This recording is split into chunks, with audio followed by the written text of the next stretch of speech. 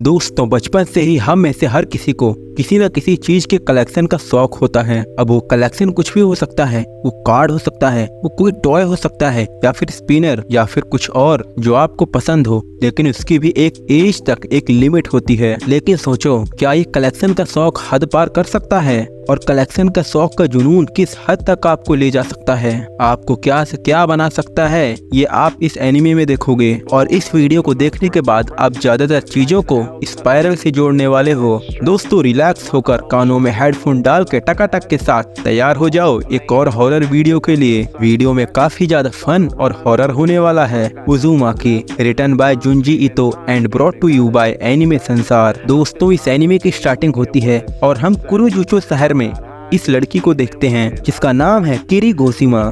इस लड़की के फैमिली में 4 मेंबर, ये इसका छोटा भाई और इसकी मॉम डैड हैं। इसके डैड जो कि एक पॉटर हैं, वो मिट्टी के बर्तनों को बनाने का काम करते हैं। हम देखते हैं लड़की भागते हुए कहीं जाती है और कहती है, वो नो, कहीं मैं लेट ना हो जाऊं। दोस्तों, ये लड़की इस समय इस सुनसान रास्ते से किसी सूची नाम के लड़के से स्टेशन पे मिलने जा रही है। तभी हवा का एक जोरदार झोंका आता है। फिर ये लड़की कुछ ऐसी दुकान पे पहुंचती है और यहाँ पे एक बूढ़ा आदमी भी है। पता है ये कौन है? यही है सुइची के डैड। ये लड़की नोटिस करती है सुइची के डैड अपने पूरे कंसंट्रेशन के साथ किसी स्पाइरल सी चीज को नोटिस कर रहे हैं। पूरी टकटकी लगा के वो सिर्फ स्पाइरल को ही लगातार घूरी जा रहे हैं। लड़की अब वहाँ से निकलकर क्रूजू स्टेशन के बाहर बैठी होती है और ब्लैक कोट में एक नौजवान लड़का बाहर आता है जिसने ऐसे चश्मे भी लगा रखे हैं। और यही तो है सुइची साइटो। कभी ये दोनों क्लासमेट्स हुआ करते थे और अभी ये किसी हाई स्कूल की पढ़ाई कर रहा है। रास्ते में चलते चलते ये लड़की सुइची साइटोस कहती है, हे, मैंने तुम्हारे डैड को देखा। ये लड़का जवाब में कहता है, हाँ, वो किसी स्नेल जैसी चीज को टकटकी लगा के बस देखे जा रहे होंगे और देखे जा रहे होंगे। लड़की कहती है, हाँ। लड़का कहता है, हाँ, वो थोड़ा अजीब है। सुइची साइटो किसी पार्क में इस तरह बैठा होता है। तो ये लड़की कहती है, तुम मुझे थोड़े डिप्रेशन के शिकार लग रहे हो। चेहरा लटका हुआ, टांगे अकड़ी हुई। ये कहता है, किरी, चलो हम इस टाउन को एक साथ छोड़ देते हैं। लड़की कहते हैं, टाउन छोड़ दे? ऐसा क्यों? सुइची साइटो कहता है, देखो, मैं सीरियस बात कर रहा हूँ। मैं बस यहाँ से बाहर जाना चाहता हूँ। अगर हम थोड़े दिन यहाँ रहे तो हम पक्का पगला जाएंगे। इसी जगह पर मेरा दम घुटता है, मुझे चक्कर आते हैं। लड़की कहती है, मैं तुम्हारी बात समझ नहीं रही, तुम क्या कहना चाहते हो? तभी शहर में जोर जोर का सायरन बजता है। कान फाड़ देने वाली आवाजें आ रही थी, पर लड़की को तो ऐसा कुछ महसूस ही नहीं हो रहा था। है ना कितनी अजीब बात है कि नहीं? बोलो। ये लड़का कहता है, हाँ, ये सब पक्का उस स्पाइरल की वजह से हो रहा है। स्पाइरल की वजह से ये शहर बर्बाद होता जा रहा है। किरी कहती है, तुम क्या कहना चाहते हो? लड़का कहता है, कुछ नहीं, कुछ नहीं। अगले दिन किसी काम के सिलसिले से सुइची के डैड किरी के डैड से मिलने आते हैं और यहाँ पर वो मिस्टर कोहिमा की कुछ ज्यादा ही तारीफ कर देते हैं। इस लड़की के डैड पोएट्री का काम करते हैं, मिट्टी के बर्तन बनाते हैं और कहते हैं, हाँ भैया, इसमें छाती फाड़ मेहनत भी नहीं करनी होती और अपना गुजारा भी हो जाता है। हम तो बस मिट्टी के बर्तन बनाते हैं और अपनी कला का प्रदर्शन करते हैं। और ये सुइची के डैड उनकी तारीफों के पुल बांधे जा रहे थे। बोलते हैं, कसम से आप अपनी परंपरा को आगे बढ़ा रहे हैं। और सच में यही तो है आर्ट ऑफ स्पाइरल। उस लड़की के डैड कहते हैं, ये क्या होता है? अच्छा, ये घूमती हुई चीज, इसे देखकर तो मुझे भी चक्कर आने लगते हैं। सुइची के डैड कहते हैं, मुझे भी ऐसी चीज चाहिए जो कि मुझे चक्कर ला दे। आप मेरे लिए बनाओगे? और उसमें स्पाइरल होना जरूरी है। हाँ, स्पाइरल होना ही चाहिए। मुझे स्पाइरल से प्यार है और मैं ऐसी चीजों का मेला लगाऊंगा। दोस्त, तुम मेरी बात समझ रहे हो ना? और भाई, इन दोनों की बातें किरी और उसका छोटा भाई पीछे से चुपके सुन रहे थे। और सुइची के डैड अपनी बात को लगातार जारी रखते हैं और कहते हैं, क्यों ना अपने लिए एक छोटा सा बाउल बनवाया जाए, वो भी इस टाउन के बेस्ट पॉटर से, जो कि महाजन आप हो। मिस्टर कोहिमा, स्पाइरल के रहस्य को मैं साक्षात देख सकता हूँ। इसमें सच में कई ऐसे रहस्य छुपे हैं जो किसी को नहीं मालूम। और यही तो है कुदरत का करिश्मा, स्पाइरल जैसा और कुछ भी नहीं। और मुझे मालूम है मेरे लिए ऐसी चीजें आप ही बनाओगे, क्योंकि आप ही तो हो वो जिसको आर्ट की असली कदर है। अभी भी इनकी बातें किरी और उसका छोटा भाई सुन रहे होते हैं। और अब अगले दिन किसी पार्क में किरी और सुइची साइटो बैठकर बातें कर रहे होते हैं। आइए जानते हैं कि लड़का लड़की आपस में क्या बातें कर रहे हैं। सुइची साइटो कहता है, क्या मेरे डैड कल तुम्हारे घर आए थे? किरी कहती है, हाँ आए थे और उन्होंने मुझे डरा दिया। सूची साइटो कहता है इसके लिए मैं माफी मांगता हूँ, लेकिन तुमने उनके बदलते हुए व्यवहार को तो देखा ही होगा। लड़की कहती है कोई बात नहीं, लेकिन मजे की बात तो यह है कि उन्होंने मेरे डैड को आर्टिस्ट कहा। ये लड़की सूची की बात को सीरियस ना लेके उसको हवा में उड़ा देती है। इस लड़की के हिसाब से उनको बस स्पाइरल का शौक है, इससे ज्यादा कुछ नहीं, हर किसी को होता ही है। और वैसे आपका क्या है कमेंट बॉक्स में जरूर बताना। सूची कहता है तुमको इसके बारे में नहीं मालूम कि वो कितना बिजी रहते हैं। वो अपना काम धाम नौकरी सब छोड़कर घर में बस स्टडी में बिजी रहते हैं। और जरा देखो तो इसके डैड को, घर में किस तरह इन्होंने स्पाइरल वाली चीजों का मेला लगा रखा है। ये बस स्पाइरल को देखते रहते हैं और देखते ही रहते हैं, जैसे कि इस समय आप देख रहे हो।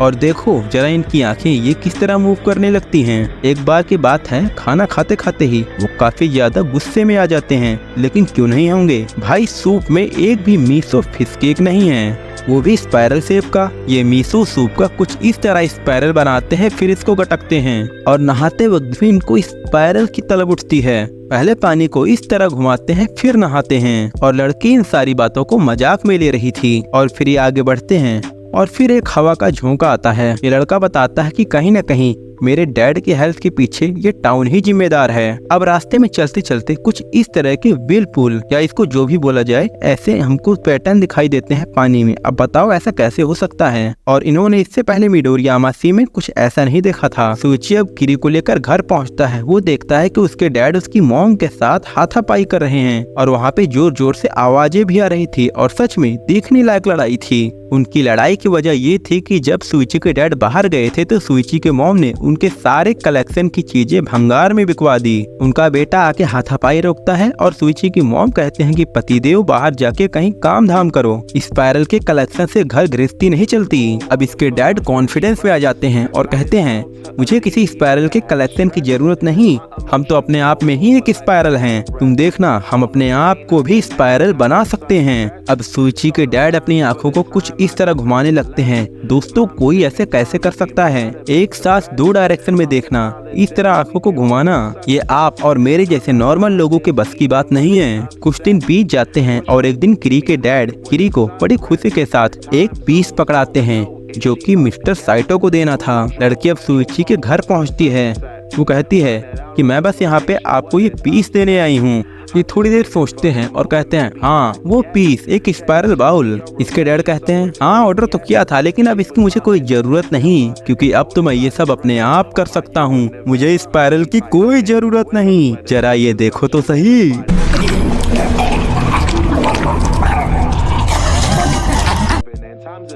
और इस खौफनाक मंजर को देखकर लड़की की चीखें निकल उठती हैं।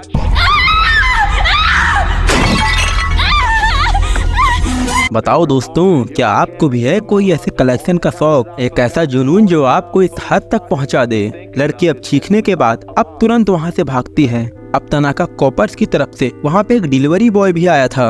मिस्टर साइटो कहते हैं थैंक्स, मुझे तो आपका ही इंतजार था, आपने आने में इतनी देर लगा दी।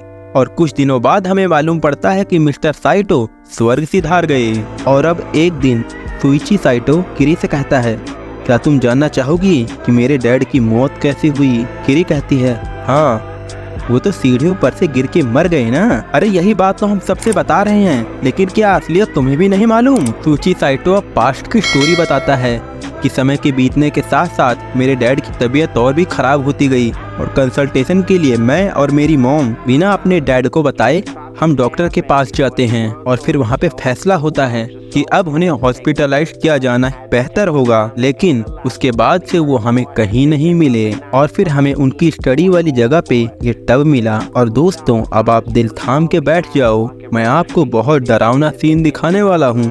ऐसा भी हो सकता है कि सेम यही सीन आपको रात के सपने में आए। और अगर आप रात में ये वीडियो देख रहे हैं तब तो मैं आपको ये सीन देखने को बिल्कुल भी रेकमेंड नहीं करूंगा, लेकिन मुझे मालूम है अब तो आप इसी सीन को देखोगे। लो भाई देख लो, ये है मिस्टर साइटो जिनको उनके कलेक्शन के जुनून ने यहाँ तक पहुँचा दिया। इन्होंने अपनी पूरी बॉडी को ही तोड़ मरोड़ के एक स्पाइरल में ट्रांसफॉर्म कर लिया और इस लड़के सुइची को भी बिल्कुल आपकी तरह कुछ समझ नहीं आ रहा था। लेकिन मैं हूँ ना, मैं आगे की स्टोरी आपको एक्सप्लेन करूंगा, बस आप वीडियो में लास्ट तक बने रहना। तभी जोर से आवाज आती है, अरे ऊपर आसमान में देखो, आसमान में वो क्या चीज है। और आसमान में देखते ही सबकी आंखें फटी की फटी रह जाती हैं। लेकिन आसमान में ऐसा भी क्या था, हम देखते हैं आसमान में कुछ ऐसी स्पाइरल सी फिगर बनने लगती है और ये दाह संस्कार से निकला हुआ धुआं था। और इस खौफनाक नजारे को देखकर सबका दिमाग सुन सा पड़ गया था। अचानक से हम आसमान में सूची के डैड की तस्वीर देखते हैं। ये धुआं तो नीचे पॉन्ड में शिफ्ट होता रहता है, लेकिन अब सूची की मॉम अपने होशो हवास खो देती हैं और ये सब देखकर वो अपना आपा खो बैठती हैं। और क्यों नहीं खोएंगी, अपने पति को खोने के बाद, उनका दाह संस्कार के बाद सोचो किसी मरे हुए आदमी की तस्वीर धुएं से बनकर आसमान में कुछ इस तरह उभरने लगे तो किसी की भी फटके 74 हो ही जाएगी। और इन्हीं डरावनी तस्वीरों को देखकर अब उसकी मॉम को भी एडमिट किया जाता है कुरुजुचो हॉस्पिटल में। अब हॉस्पिटल में उनको लोग संभाल रहे थे तो वो क्या देखती हैं कि नर्स का जो जोड़ा है वो कुछ स्पाइरल शेप का है। ये डर के मारे अपना चेहरा ढक लेती हैं ताकि इन्हें अब वो स्पाइरल ना दिखे। केरी अब समझ जाती है कि उनके दिल में स्पाइरल का डर अब खौफ में बदल चुका है और अब ये अपने बालों के स्पाइरल शेप होने के कारण ये अपने बाल तक छिलवा देती हैं। और जब ये नोटिस करती हैं कि हमारी फिंगर टिप्स की उंगलियों में भी कुछ ऐसे ही स्पाइरल्स होते हैं तो ये अपनी फिंगर टिप्स को भी कुछ इस तरह काट देती हैं। पहले अपने हाथों की उंगलियां और फिर अपने पैर की उंगलियां। सुइची कहता है कि अब उसकी मॉम हर एक स्पाइरल चीज को अपने पति की मौत से जोड़कर देखती हैं। वो अपनी नजर में अब सभी स्पाइरल से छुटकारा पा चुकी हैं। हमें बस अब उनके इस डर को दूर भगाना है और इन्हें अब दूसरे अच्छे हॉस्पिटल में शिफ्ट करने की बात होती है। और अब दोबारा वही 5 बजे वाला सायरन बजता है जो कि इनके कानों में चुभ रहा था। अगले दिन लड़का किरी से बात करता है। अच्छा है कि मॉम इस बात से बेखबर हैं कि हमारे शरीर में बस 2 ही स्पाइरल होते हैं, बस बालों में और उंगलियों में, पर हमारी बॉडी में और भी स्पाइरल होते हैं, जैसे कि सेंसेशन के लिए हमारे कान, जो कि मैंने हॉस्पिटल में डॉक्टर के एनाटॉमिकल चार्ट में देखा था। कहीं ऐसा ना हो कि मॉम उसको ढूंढ निकाले। अब आधी रात की बात होती है। मिसिस साइटो हॉस्पिटल में सो रही होती हैं। तभी ना जाने कहां से एक कनखजूरा आता है। वो मिसिस साइटो के कान में घुसने लगता है।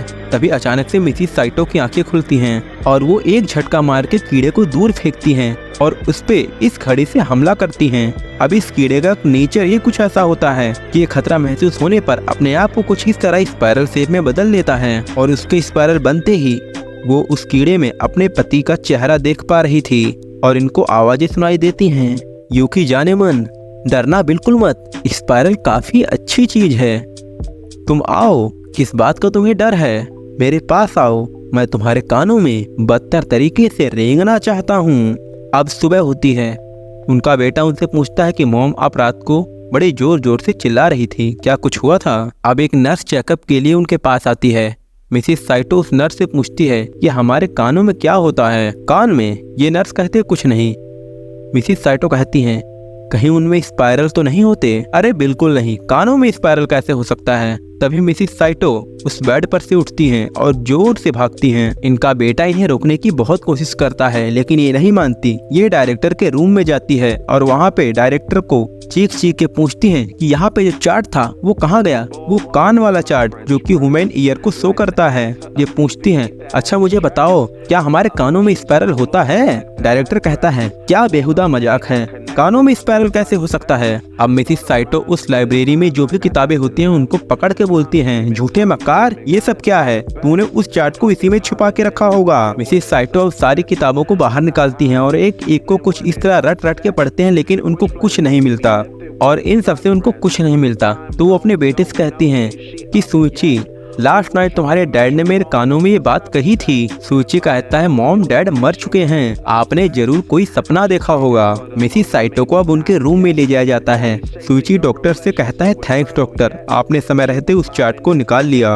अब रात का समय होता है। नर्स इनके पास आती है और कहती है कि यहाँ पे आपकी आखिरी रात है और जैसा कि डायरेक्टर ने कहा है आपको अब मिडोरियामासी में ट्रांसफर कर दिया जाएगा, तब तक आप यहीं पे रेस्ट करिए, गुड नाइट। अब नर्स वहाँ से चली जाती है और सुइची की मॉम नोटिस करती है कि इस ग्लूकोज की बोतल में स्पाइरल है और उस स्पाइरल में से चेहरा उभरता है और वो कहता है कि तुम्हारी बॉडी में स्पाइरल है, हमारे कानों में। वो नोटिस करते हैं कि वही ग्लूकोज उनकी बॉडी में जा रहा है। अब वो सब तोड़ फोड़ देती हैं। वो कहती हैं एक स्पाइरल और वो भी मेरे कानों में, मतलब कि वो मेरे कानों में है। वो बहुत ज्यादा डर चुकी थी, उनकी हालत पागलों से भी खराब हो चुकी थी। वो अपनी बॉडी को संभाल नहीं पा रही थी और ना जाने क्यों जल्दबाजी में वो ड्रॉवर से एक धारदार कैंची निकालती हैं और उसे सीधा अपने कानों में डाल लेती हैं। सुइची की माँ को मरते दम तक स्पाइरल का खौफ सताता रहा। कानों में लगातार कैंची घोंपने की वजह से एक के बाद एक धारदार वार से उनकी मौत हो गई और उनकी मौत के अगले दिन बाद दाह संस्कार किया जाता है और फिर आसमान में एक और स्पाइरल उभरता है। अब किरी जब स्कूल जाने लगती है तो फिर उसकी दोस्ती एक लड़की से हो जाती है जिसका नाम है अजामी कुरुटानी। और भाई ये लड़की देखने में बिल्कुल जहर है, लेकिन अब ना जाने क्यों इसकी दोस्त किरी को इस बात से रिग्रेट है कि ये इससे मिली, अगर वो इससे नहीं मिलती तो सुइची भी उससे नहीं मिलता और जो कुछ भी कांड हुआ हम उसको होने से पहले ही बचा लेते। लेकिन उससे मिलने के बाद ऐसा भी क्या हो गया, इस सब के लिए तो हमें आगे स्टोरी को देखना ही पड़ेगा। अजामी का पहला दिन ही था, किरी उसके साथ थी। फर्स्ट डे के दिन ही एक लड़का उसे लव लेटर देता है, लेकिन ये लड़की ना जाने क्यों इसको इग्नोर करती है। अब रास्ते में एक मोटर बाइक वाला भी इस पे ट्राई मारता है, लेकिन ये इसको भी इग्नोर करती है। किरी कहती है अजामी तुम्हारा तो हर कोई दीवाना है। अजामी कहती है हाँ किरी, और तुम भी लुक्स में कम नहीं हो। अब लोगों के बीच बीतते समय के साथ कुछ अफवाह फैलने लगती है। एक दिन की बात है, किरी अपनी सहेलियों के साथ बैठी होती है तो उनमें से उसकी एक सहेली कहती है कि क्या तुम अभी भी अजामी के साथ रहती हो? अगर रहती हो तो जितना जल्दी हो सके उससे दूर हो जाओ। किरी कहती है ऐसा क्यों? तो लड़की बताती है ऐसा इसलिए क्योंकि वो पहले तो लड़कों को अपने लुक से अपनी ओर अट्रैक्ट करती है और फिर उनको दीवाना बनाने के बाद वो उनको छोड़ देती है। और कुछ लोगों का तो ऐसा भी कहना है कि उसके पास कोई मैजिकल पावर है जो कि लड़कों को अपनी ओर अट्रैक्ट करती है और ये सीक्रेट पावर उसके माथे पर है। उसका हेयर स्टाइल बैंग्स टाइप में है तो इस वजह से तुम उसको देख नहीं पाती, लेकिन लोग कहते हैं कि उसकी पावर का सोर्स वही है। तभी वहाँ पे अजामी आती है और कहते हैं किरी चलो वापस चलते हैं, वैसे भी अब बेल बज चुकी है। अब स्पोर्ट्स के बाद अजामी अपना चेहरा धो रही होती है तो किरी उसके उस माथे के उस निशान के बारे में पूछती है। अजामी कहती है अच्छा ये निशान, वो लोग तुमसे इसी बारे में बात कर रहे होंगे, लेकिन तुम उन बेवकूफ़ों की बातों पे ध्यान मत देना। और इस स्कार की कहानी बस इतनी है कि जब बचपन में मुझे किसी लड़के पे क्रश था तो उसको खुश करने के लिए मैं किसी रस्सी पे चल रही थी और इतनी ऊंचाई से गिरने के कारण ही मुझे ये चोट लगी। और पता है इत्तेफाक की बात तो ये है कि इसी स्कार की वजह से हम दोनों में दोस्ती हो गई। काश इसमें लड़कों को अट्रैक्ट करने की पावर होती। अब से मुझे माथे पे ये निशान मिला है, तभी से ही हर एक लड़का मुझे पसंद करता है। लेकिन ये सब बस एक कोइंसिडेंस है, इसका पावर से कुछ लेना देना नहीं है। अब किरी वहाँ से जाने लगती है तो लड़की उसका पीछा करती है और कहती है तुम अकेले अकेले कहाँ जा रही हो? तुम अपने बीएफ से मिलने जा रही हो ना? और वो सुइची साइटो है ना? और वो मिडोरियामासी में तो नहीं है ना? मैंने उसको चुपके से स्टेशन पे देख लिया था। आखिर तुम मुझको उससे मिलवाती क्यों नहीं हो? मैं उससे मिलना चाहती हूँ। किरी हल्का हिचकिचाते हुए उसे हाँ कर देती है और उसके बारे में बताती है कि इस समय उसके लिए काफी हॉरिबल एक्सपीरियंस है। हाल ही में उसने अपने माता पिता को खो दिया है। अब सुइची के घर पहुंचकर ये लड़की अजामी कुरुटानी से इसको इंट्रोड्यूस करवाती है। अजामी कहती है मेरा नाम है अजामी कुरुटानी और तुम मुझे अजामी कहकर बुला सकते हो। लेकिन दोस्तों इस लड़की को देखते ही लड़की के होश उड़ जाते हैं, उसको दिल का दौड़ा आने लगता है, उसके चेहरे पे पसीना आने लगता है, सिकन बढ़ने लगती है और दिमाग सुन पड़ने लगता है। वो चीखते हुए कहता है कि तुम दोबारा अपनी शकल मुझे मत दिखाना और यहाँ पर मत आना। तो ये दोनों लड़कियाँ अब चुपचाप वहाँ से निकल जाती हैं। रास्ते में किरी कहती है माफ करना, उसने थोड़ा अजीब व्यवहार किया। अब रात को किरी सुइची के पास फोन करती है और कहती है क्या हुआ था, तुमने तो उसको डरा ही दिया। सुइची कहता है किरी शायद से तुमने वो महसूस नहीं किया, लेकिन मैंने किया। वो लड़की मुझे बिल्कुल एक स्पाइरल की तरह लग रही थी। किरी कहते हैं तुम भी कैसी बातें करते हो? सुइची कहता है नहीं, वो एक स्पाइरल थी और वो ढेर सारी स्पाइरल से घिरी हुई थी। तभी सुइची की डोरबेल बजती है। वो सोचता है इतने रात के कौन हो सकता है। वो जाता है और डोर खोलता है। वो देखता है ये क्या, ये तो अजामी हैं। और अजामी कहती है तुम ऐसे पहले लड़के हो जिसने मुझे रिजेक्ट किया है। आखिर ऐसी क्या बात है जो कि तुम्हें मुझ में पसंद नहीं आई। सुइची उस लड़की की दहशत से जोर जोर से चिल्लाने लगता है कि कुरुजो से बाहर जाओ, और ये लड़की आहिस्ता आहिस्ता इसके और करीब आ रही थी और ये लगातार उसके पास आए जा रही थी और कहती है, बात के इतना घमंड बाकी सब इंस्टाग्राम के लेके पगला गल बन, वो हमरा के पावे खातिर नेचुरल ब्यूटी बनी रही से इंसान था वो स्पाइरल वो बढ़ने लगता है। ये कहता है, तुम अपने माथे पे क्या छिपा रही हो। ये कहती है, अच्छा ये स्कार, इसके बारे में किरी ने तुमको बताया होगा। लड़का कहता है, ये सिर्फ एक स्कार नहीं है, ये स्पाइरल है, मैं इसको देख सकता हूँ, महसूस कर सकता हूँ। लड़के के कहने पर अजामी अब शीशा देखती है। वो शीशे में देखती है, ये तो सच में एक स्पाइरल शेप का है। लड़की कहती है, पहले ये क्रीसेंट शेप का था, शायद से बड़ा होने के कारण ये स्पाइरल शेप का हो गया। सूची बताता है, ऐसा इसलिए क्योंकि तुम कुरुजो में हो और ये जगह ही श्रापित है। यहाँ पे स्पाइरल का श्राप है और जितना जल्दी हो सके तुम यहाँ से निकल जाओ, तुम मिडोरियामासी में जाओ।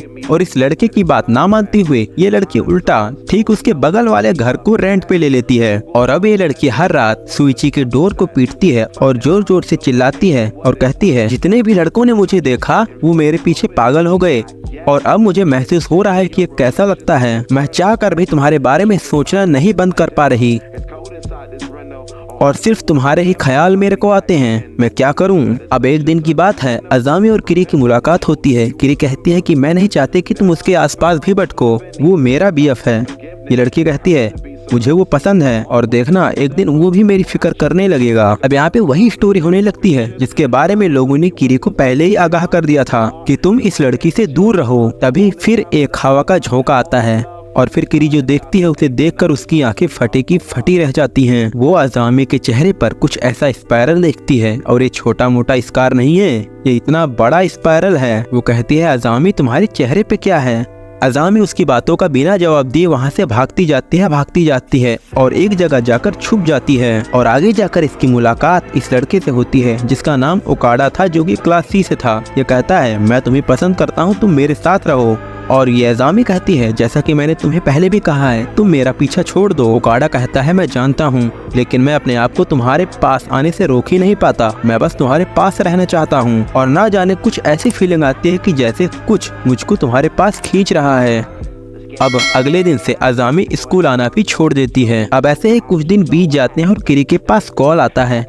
आवाज आती है, क्या तुम किसी ओकाडा नाम के बंदे को जानती हो? ये कॉल सूची का था। सूची को किरी बताती है, नहीं, मैं किसी ऐसे बंदे को नहीं जानती। सूची कहता, मैं भी नहीं जानता, लेकिन इसका मेरे पास कॉल आया था और ये मुझसे मिलना चाहता है और ये मुझसे तुम्हारे बारे में जानना चाहता है और इस समय वो मुझसे पार्क में मिलने वाला है। बातों से तो ऐसा लगता है कि तुम उसकी क्रश हो।